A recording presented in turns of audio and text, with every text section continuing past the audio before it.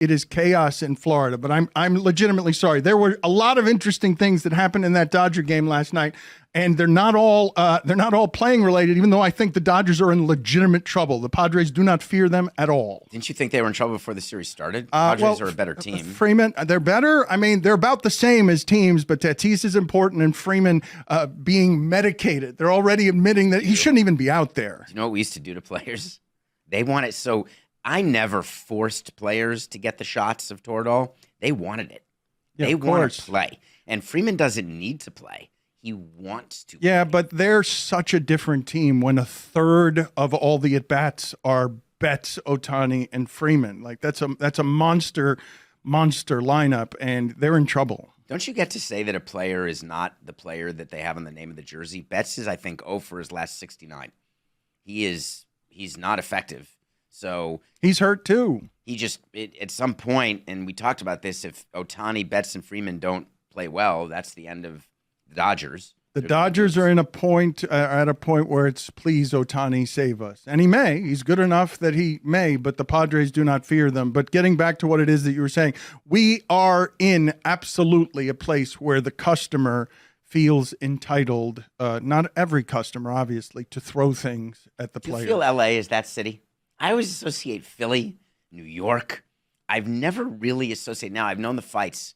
There are unbelievable fights that happen outside Dodger Stadium. We actually had a rule for our players when we played the Dodgers that no one left until the place was emptied, unless you were able to leave with security. And we did that for outside, but we never felt the issue inside Chavez Ravine.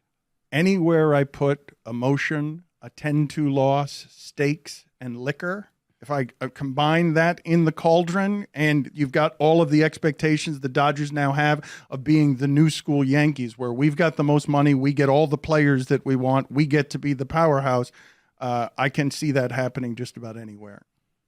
I don't want to be in a place where that happens. And I know it happens overseas in soccer games, and they're called, what are they called, hooligans? I think there's a show, Hooligans. Yes, that's, yeah. I don't understand, because really our job is to keep players safe. I thought the security was not effective at Dodger Stadium. We rehearse these things. And there was a security guard. What actually happened is Profar robbed Betts of a home run in the first inning in the best defensive play you'll see all year. Play of the day, it's play of the year, no recency bias. He was in the stands. It's his dream. We had to lower the walls at Marlins Park because Stanton wanted to, the irony of Stanton playing the field, he wanted the ability to go into the seats to catch a home run ball. It's got to be one of the greatest feelings that you can have anywhere in sports. I've often asked the question, what is the better feeling? To end a game with a walk-off home run that you get to run around the bases and enjoy it for a minute, or to end the game by reaching over the wall, catching a baseball that denies a home run, and you're the only one in the stadium who knows for a second that you're the one who has it. It's so hard for the latter to happen. You just don't see it often, where you have the broadcast fooled, Mookie Betts is fooled, he's running around, and Profar played it up. And Profar's being looked to be the bad guy here, but he's not. He actually went later in the game to give a ball to the fan wearing the jersey, to the fan who he caught the ball from.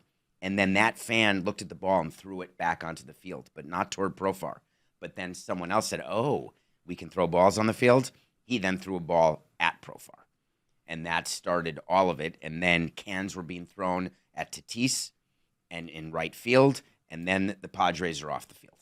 And there was an 11-minute delay because of fan behavior. And when we practice it, it is explaining to the security guards. We go through, it's like an active shooter practice, which we also did, shockingly, but you had to. What you do with someone who jumps on the field and runs, what you do with people who throw things on the field, people who fight in the stands. You have all of these different scenarios. Where were the Dodgers security guard? He watched a ball being thrown on the field, and he just sat there. I don't know that you can prevent exactly that without putting a cage around the field. Once you combine all of the elements I just mentioned, it's not just losing and liquor. There are plenty of people in the world, whether they're trolls on the internet just trying to incite others, who want to be like the Joker and just see the world burn, who want to be the first match that causes the spark, that causes the explosion. There are plenty of people. There is so much, David, out there in terms of anger and loneliness and in general, things that people are bringing to the ballpark to try and escape from, that these ingredients, I don't know.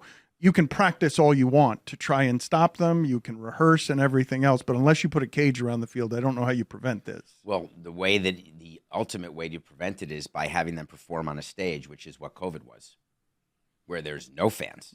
Yeah. And that may be where we're headed. Antiseptic, it is not where we're headed. They still need the revenue from the ticket prices. We actually thought about that. Would you give up gate revenue if the alternative were no league?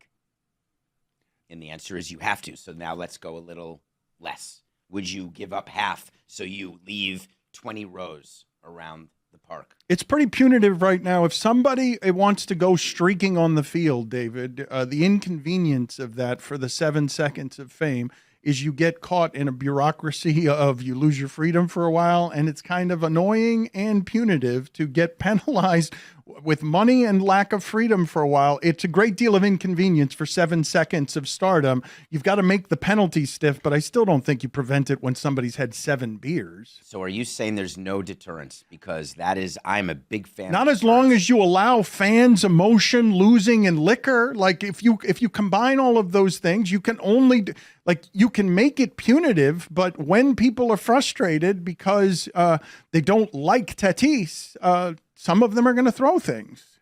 I'm not a fan of hurting the many because of the behavior of the few. It doesn't mathematically add up to me. And yet my whole life is dealing with, that's the reason why my candy gets caught every time I fly. And that's why shoes come off.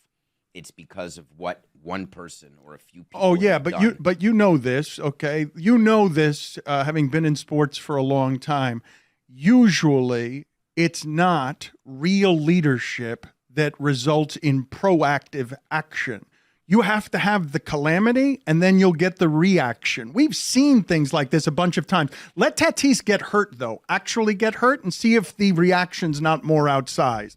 Because you need something hurt by something that's thrown? Physically hurt. Yes, we've seen a number of things thrown at players. Batteries? I was there. When have people been actually hurt? Like legitimately hurt in a way that all of us recoil and then you get the seismic movement of leadership has to behave in a way that's active instead of reactive.